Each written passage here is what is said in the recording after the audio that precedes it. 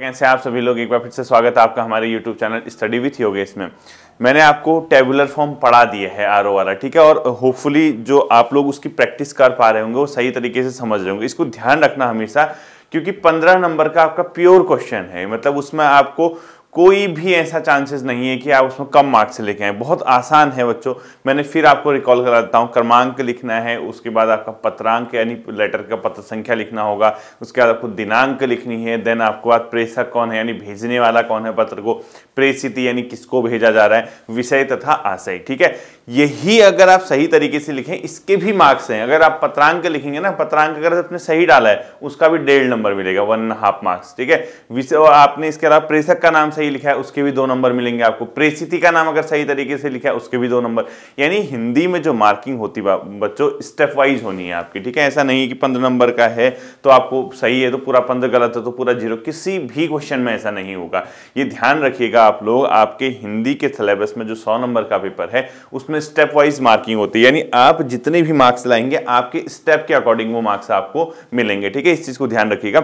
दूसरी चीज, क्योंकि उसमें जो विषय तथा आशय वाला पोर्शन है अंतिम वाला, वही थोड़ा सा बच्चों को रहता है। वो ध्यान रखना, आप जब किसी भी चिट्ठी को 2 से 3 बार पढ़ेंगे, यानी उसके सब्जेक्ट को 2 से 3 बार, उसके कंटेंट को पढ़ेंगे, 2 से 3 बार पढ़ने के बाद आपको समझ आ जाएगा कि इसमें क्या मैटर लिखा गया है। तो उसी के आधार पर आप उसको क्या कर सकते हैं, अपने शब्दों में यानी कम शब्दों में पिरो सकते हैं। बहुत ज्यादा डिक्टो मत टेप देना उसको, ठीक है। कई लोग क्या करेंगे, वो जो चिट्ठी आई उसी को लिख देंगे पूरा, ऐसा नहीं होता, ठीक है। आप उसको एक हिसाब से देखा जाए, जब 2 से 3 बार अगर आप स्टडी करोगे, 2 से 3 बार जब रीड करोगे इस लेटर को, तब आपको ओवरऑल समझ में आएगा कि कहना क्या चाह रहा है। वो तो लेटर में खुद लिखा होगा, ठीक है। तो टेबुलर फॉर्म इसी तरीके से आपको बनाना है। और आप ये ध्यान रखना कि इसकी प्रैक्टिस आप करते रहिएगा। जैसे आप नेट वगैरह से सरकारी पत्र डाउनलोड कीजिए, देन उसके बाद आप उसके आधार पे अपने स्तर पे जो है टेबुलर फॉर्म बनाते रहिए। 3-4 बार अगर आप इसकी प्रैक्टिस करेंगे तो आपका ये काम बहुत आसानी से हो सकता है, ठीक है।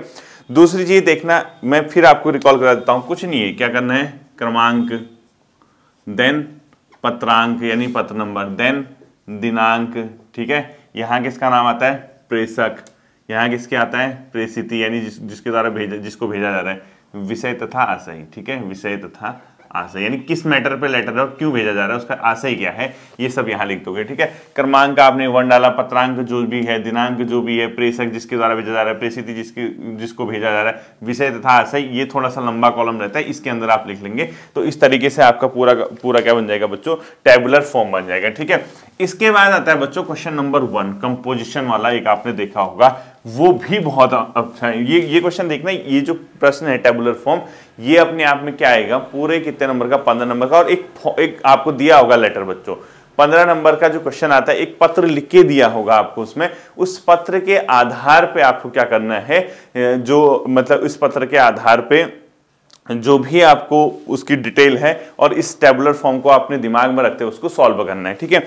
इसके बाद आता है तो क्वेश्चन नंबर 1, हिंदी में देखा होगा आपने, जो पहला प्रश्न है, शायद 15 नंबर का, 20 नंबर का। देखो 15 के तो 3 लेटर है, 15 और 15 के, ठीक है। देन 20 नंबर की आपकी वोकैबुलरीज होगी, कितनी होगी, 20 और 15, 65 मार्क्स, ठीक है। 15 नंबर का आपका टेबुलर फॉर्म है 80। देन 20 नंबर का आपका पहला क्वेश्चन है, 20 ऐसे है, 4, 10 एंड 6, कुछ इस तरीके से है मेरे ख्याल से, ठीक है। जो आपका इसके देखो, अब हम आते हैं क्वेश्चन नंबर 1 पे, जिसका मार्क्स है 20, 20 नंबर का पोर्शन है बच्चों, ठीक है।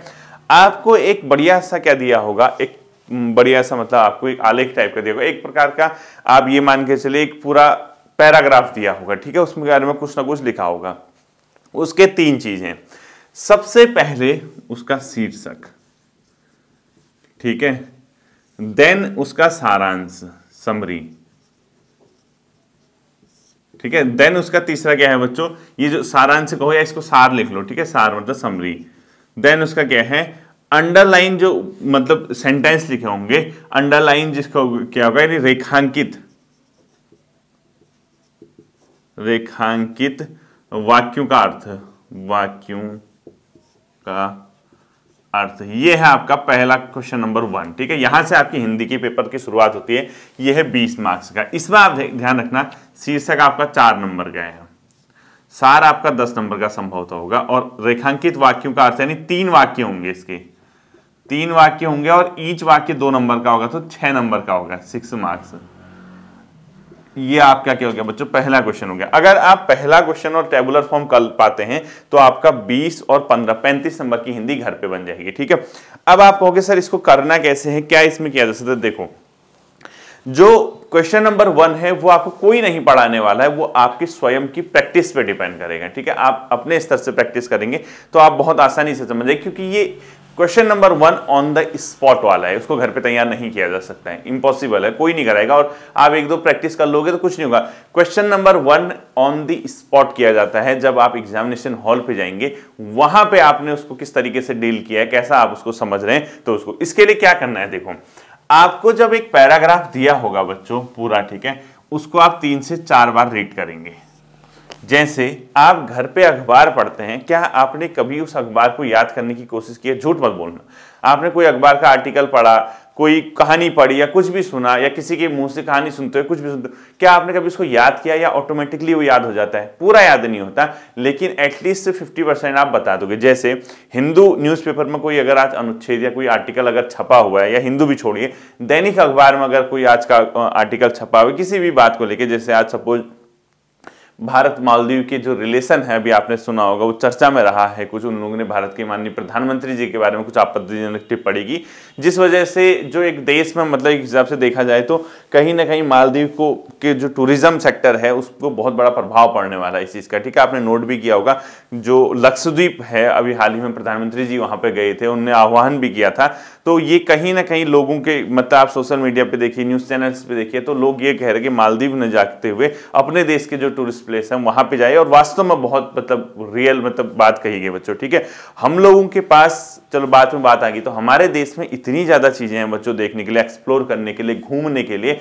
तो अगर हम इसी चीज को जो हमारे देश में यहाँ सरकार बहुत बेहतर इस इंफ्रास्ट्रक्चर का डेवलप कर दे, यानी अपने आप में बढ़िया एयरपोर्ट बनाए, वहाँ लोगों की सुविधाएं बना, मतलब सुविधाओं के लिए जो अपने आप में अच्छे अच्छे होटल्स वगैरह, जो ये सब चीजें हैं, या सड़क है या परिवहन जो भी है, यानी कहीं ना कहीं एक बेहतर इंफ्रास्ट्रक्चर इन जगहों के लिए बनाए, तो हमारे देश के जो लोग हैं उनको बाहर जाने की जरूरत नहीं पड़ेगी घूमने के लिए, और जो अर्थव्यवस्था है हमारे देश की उसको बहुत क्या होगा, इससे बूस्टअप मिलेगा, ठीक है। टूरिज्म सेक्टर बहुत आगे बढ़ेगा।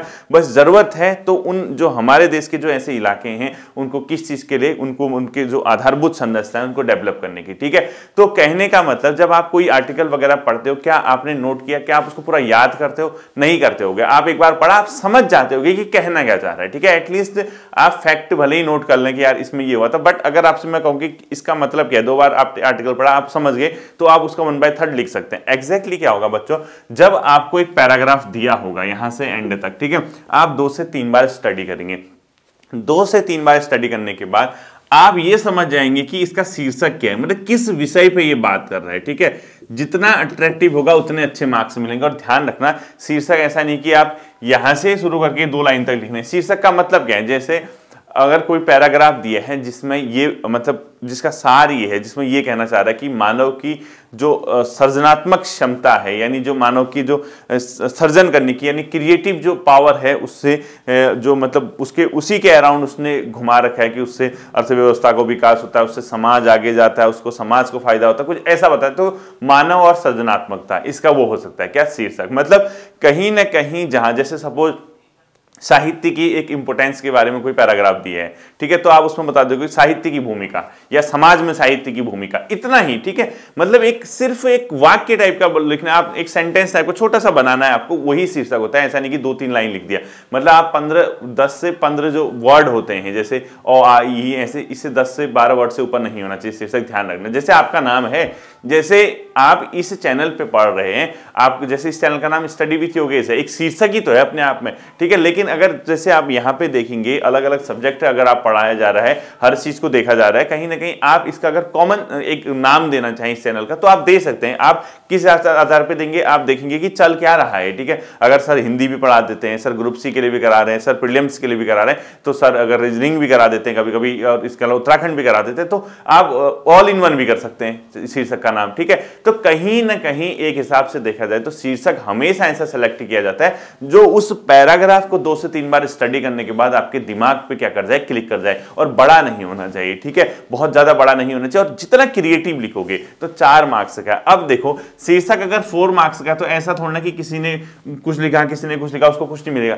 एग्जामिनर किसी को 2.5-3 नंबर देगा, किसी को 4 दे देगा, किसी को 3.5 नंबर देगा, किसी को 2.5, इससे कम नहीं देता, मतलब कुछ ना कुछ रख देगा उसका, बस उस पैराग्राफ से मिलता जुलता क्या होना चाहिए, अपने आप में शीर्षक होना चाहिए। अब पता लगा बात किसी चीज की कर रहा है और शीर्षक कुछ लिख रहा है, यानी इतिहास की बात चल रही है और भारत का भूगोल लिख दिया शीर्षक का नाम, ऐसा मत कर देना, ठीक है। तो कहीं ना कहीं शीर्षक को अगर आपने राइट डाउन या नोट डाउन करना है तो शीर्षक का सबसे बढ़िया तरीका है उसको 3 से 4 बार आप फटाफट क्या करेंगे, उस पैराग्राफ को पढ़ेंगे, ठीक है। और शीर्षक ऐसा नहीं कि उसी से उठा के आप डिक्टो लिख दो, ध्यान ये रखना है, ठीक है। वो कहना क्या चाह रहा है, किस मैटर को लेकर कहना चाह रहा है, उस बारे में आप उसका शीर्षक लिख दो कि इसमें ये है, ठीक है। इस तरीके से आप शीर्षक लिखेंगे, पहला क्वेश्चन ध्यान रखना।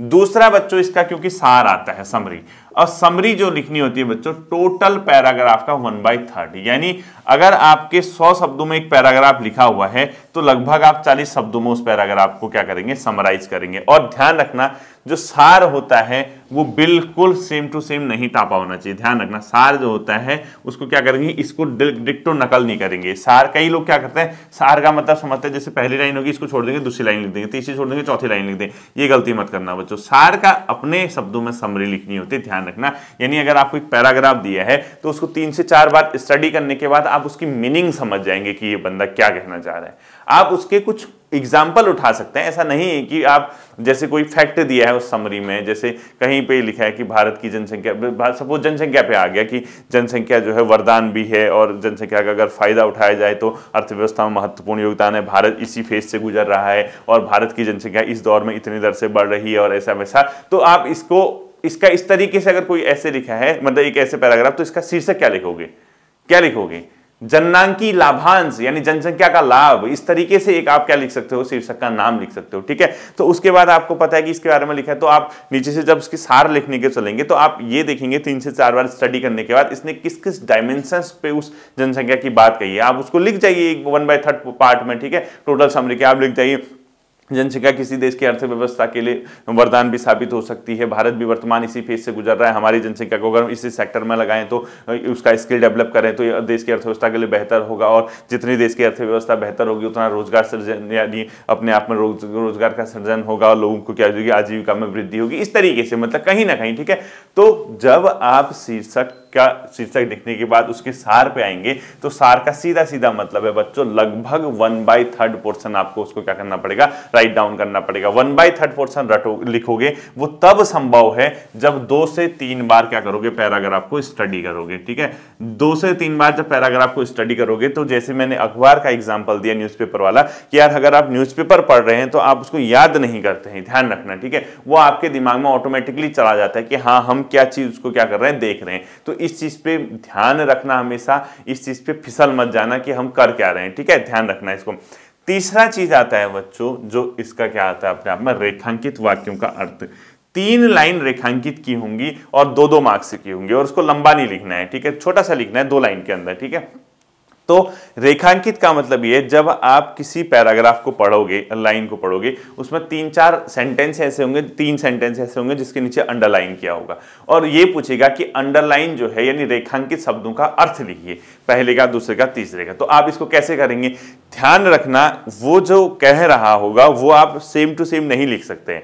आपको क्या करना होगा, वही पैराग्राफ की स्टडी करने के बाद आप ये निष्कर्ष निकालेंगे कि इस लाइन का क्या अर्थ है, मतलब किस चीज पे ये कह रहा है। जैसे कहीं पे अगर उसने कोई चीज लिखी और उसमें ये लिख दिया कि बच्चों में, जैसे सपोज क्रिएशन के बारे में लिखा है, सृजनात्मक क्षमता, मानो कि सृजनात्मक क्षमता यानी क्रिएशन पावर के बारे में लिखा है, और उसमें एक सेंटेंस लिखा है कि बच्चों में सृजनात्मक क्षमता अधिक होती है और उनका विकास किया जाने से, तो उसने अंडरलाइन किया बच्चों की क्या सृजनात्मक क्षमता अधिक होती है। तो इसको आप लिखोगे, इसको अगर इसका अर्थ लिखना है तो आप किस तरीके से लिखोगे, क्योंकि सृजनात्मकता जो है मतलब मानव जीवन का मूल आधार है, और बच्चे क्योंकि उसमें जो मतलब बच्चे होते हैं उनके दिमाग में ऐसे अनावश्यक चीजें या कुछ इस तरीके का नहीं होता है, डेवलपिंग माइंड होता है, यानी एक बचपन से जो है अभी साफ माइंड होता है, क्लियर विजन होता है, तो उनके अंदर अगर हम कोई सृजनात्मक क्षमता का विकास करेंगे तो वो और बेहतर पकड़ेंगे अन्य के कंपेयर में, ठीक है। इस तरीके से कुछ उसको बताना पड़ेगा, यानी बच्चा अच्छी सृजनात्मक क्षमता वाला होता है, इसका मतलब क्या है, औरों के कंपेयर में क्यों अच्छा होता है, इसके बारे में आपको छोटा सा 1 लाइन 1.5 लाइन के अंदर लिखना है। तो आपको 2 नंबर मिलेंगे। उसमें आप जो भी लिखेंगे 1 नंबर आधा नंबर तब भी देगा आपको। कहने का मतलब क्वेश्चन नंबर 1 अगर आप करोगे, किसी भी दर्जे का आप लिखो, 4 में से मिनिमम 2.5 नंबर आपको किसमें मिल जाएंगे, शीर्षक में। ठीक ठाक लिखोगे, ठीक है। सार आप किसी भी दर्जे को लिखो, 5 से 6 नंबर आपको यहां से मिल ही जाएंगे। और जो रेखांकित वाक्य अगर नहीं भी लिख पाओगे, 1 नंबर यहां से मिल ही जाएगा। यानी 6, 3, 9, 2, 11, 11.5, यानी 12 नंबर के आसपास आप यहां से क्या कर सकेंगे, 11.5, 12 नंबर के आसपास यहां से आप ले सकते हैं मिनिमम दर्जे का। अब आपको ध्यान रखना है, क्योंकि हिंदी है बच्चों, 8 नंबर का अगर आपने यहां गैप बना दिया, फिर आपका गैप होता रहेगा, क्योंकि आगे आपकी वोकेबलरीज हैं। अब 20 तो नंबर तो वोकैब्स के हैं ना, आप Hindi to English, English to Hindi, तो उसमें कोई एक बच्चा पूछा था, सर क्या उसमें विकल्प आएगा? विकल्प नहीं आते हैं, ध्यान रखना, ठीक है। आपको 12 से 13 वर्ड आपके हिंदी के लिखे होंगे, उसमें कहेगा किन्हीं 10 के, कोई भी 10 के इंग्लिश मीनिंग लिखो इनकी, या 13-14 आपके इंग्लिश में लिख दिया और बोलेगा किन्हीं 10 की हिंदी लिखो, ठीक है। तो 10 नंबर की हिंदी टू इंग्लिश और 10 नंबर की इंग्लिश टू हिंदी, तो 20 नंबर आपका वहां है, ठीक है। प्योर 20 नंबर है वो वहां। और यहां देखो, अब बीच का पोर्शन क्या है, जो कार्यालय, ज्ञाप, कार्यालय आदेश, सरकारी पत्र, सरकारी अर्ध सरकारी पत्र, टिप्पण, परिपत्र और जो आपका विज्ञापन, ठीक है। ये जो टॉपिक है ये भी धीरे धीरे आपको मैं आपके सामने लेके आऊंगा, इसको भी मैं आपको बताने की कोशिश करूंगा जितना भी मेरे से हो सकेगा। तो ये जो पोर्शन है आप इस तरीके से इसको क्या कर सकते हैं, लेके चल सकते हैं। तो जब इस तरीके से लेंगे तो आप कहीं ना कहीं कुछ ना कुछ मार्क्स तो लेके आ रहे हैं ना इसमें भी। तो ये ध्यान रखना बच्चों, इस सेक्टर को ऑन द स्पॉट किया जाता है, हमेशा ध्यान रखना। आप 2 से 4 यहाँ पे घर पे प्रैक्टिस कर सकते हैं। जो संक्षेपण करके कोई किताब आई होगी, संक्षेपण तो आपको हरदेव बाहरी वाले में ही मिल जाएगा, हिंदी संक्षेपण वाला, ठीक है। तो संक्षेपण अगर आपको कोई किताब मिलती है तो आप वहां से 2-4 पैराग्राफ पढ़ने के बाद उसका अर्थ और उसकी मीनिंग को क्या कर सकते हैं, अंडरस्टैंड कर सकते हैं। तब जाके आप इस 20 में से कुछ ना कुछ नंबर लेके आ सकते हैं। तो सार लिखने का सबसे बढ़िया जो तरीका होगा बच्चों वो यही होगा। इस चीज को आपके दिमाग में क्या कर लेना, आपने फिट कर लेना है कि हमने जो समरी, पहला क्वेश्चन है हिंदी का, क्योंकि शुरुआत वहीं से होनी है, ठीक है। हिंदी के पहले क्वेश्चन से ही शुरुआत होनी है। इसको जितना बढ़िया, जितना अट्रैक्टिव बनाओगे वो। अब कल एक बच्चा पूछ रहा था, सर क्या राइटिंग काउंट करती है? बच्चों राइटिंग वैसे काउंट तो नहीं करती, लेकिन अगर आपकी राइटिंग अच्छी है तो आपको हमेशा एडवांटेज रहता है। क्योंकि देखो, आप कितना कहो राइटिंग काउंट करती है नहीं करती है, अगर आप एक नॉर्मल ह्यूमन, जो अगर आप है, मानवीय दृष्टिकोण है, अगर मानव जो मतलब जो जनरली सोचता है, मैं ही हूं, जैसे मेरे पास 2 कॉपियां आई, एक ने बहुत अच्छा कंटेंट लिखा है, एक ने ठीक ठाक। हाँ, राइटिंग तब ज्यादा वैल्यू करती है जब कंटेंट भी सही लिखा हो। ऐसा है, देखो मैं आपको बता रहा हूं, 2 तरीके से है। राइटिंग बहुत अच्छी है, लिखा बहुत खराब है, कंटेंट है ही नहीं, मतलब मीनिंग ही नहीं है उसकी, तो कोई फायदा नहीं राइटिंग का। राइटिंग के साथ कंटेंट अच्छा है और विदाउट अच्छी राइटिंग कंटेंट अच्छा है, तो राइटिंग के साथ कंटेंट वाले को ज्यादा प्रिफेयर किया जाएगा, ज्यादा अच्छे मार्क्स मिलते हैं। वैसे आजकल सारा काम कंप्यूटर में होता है, बट कहीं ना कहीं देखो 2 चीजें है ना, आप अगर साफ कपड़े पहन के निकलेंगे और आप अगर खराब कपड़े पहन के निकलेंगे, खराब का मतलब फटे फुटे से नहीं है, मतलब मैले धुले नहीं है जो, ठीक है, धो तो सकते हो ना। तो दोनों में से अगर आपको पूछेगा कि आपका चेहरा बहुत अच्छा है, ठीक है, जिसने गंदे कपड़े पहने, चेहरा बहुत मतलब बहुत एक स्किन जो है उसकी बहुत साफ है, बहुत क्लियर स्किन है, तो वो उसने मैले कपड़े पहने हैं, कहने का मतलब धुले नहीं है। और एक है जिसकी स्किन उतनी फेयर नहीं है, बट ठीक है, मतलब दिखने का ठीक है, उतनी फेयर नहीं है उसके कंपैरिजन में, लेकिन उसने साफ सुथरा बना हुआ है। आप खुद सोचिए कि आप दोनों में से किसको प्रिफेयर करेंगे। आप देखेंगे ना जो साफ सुथरा है वही तो आप उसको करेंगे ना। आप इसने ना कपड़े अच्छे पहने, ना फटे फुटे कपड़े पहने, मैले कपड़े पहने, तो कहीं ना कहीं राइटिंग का वैल्यू तब करता है जब कंटेंट भी सही लिखा हो। यानी कंटेंट के साथ राइटिंग है तो सोने पे सुहागा हो जाता है। और कंटेंट बहुत अच्छा है, राइटिंग बहुत खराब कर रखी है, तो कहीं ना कहीं एग्जामिनर कंटेंट तो पढ़ता है, लेकिन उतना मतलब बच्चों नंबर तो देगा वो आपको, ऐसा कुछ नहीं है, क्योंकि कंटेंट तो आपने सही लिखा है, लेकिन कहीं ना कहीं उसके दिल पे लगता है कि थोड़ा साफ लिखता तो और मजा आता। होता नहीं कि साफ कॉपी पढ़ने में और थोड़ा सा मतलब राइटिंग जो उतनी ज्यादा बेटर नहीं बनाएगी, उस कॉपी को पढ़ने में डिफरेंस आ ही जाता है बच्चों, ठीक है। तो क्वेश्चन नंबर 1 के लिए मैंने आपको स्ट्रेटेजी बता दी है, इसको अपने स्तर से बीच बीच में तैयार करते रहिएगा। जहां पे कोई संक्षेपण वाली अगर आपके पास किताब मिलती है, या जहां भी आपके पास जो भी कंटेंट है उसके अंदर आपको संक्षेपण वाली किताब मिल जाएगी, 2-4 आप प्रैक्टिस कीजिएगा। पहला question all about on the spot, यानी पहला क्वेश्चन जो है ऑन द स्पॉट करने का है। इसको घर पे बहुत अच्छे से तैयार नहीं किया जा सकता, इसके 2 या 4 मॉड्यूल आंसर देखे जा सकते हैं, मॉड्यूल तरीके देखे जा सकते हैं कि किस तरीके से करना है, ठीक है।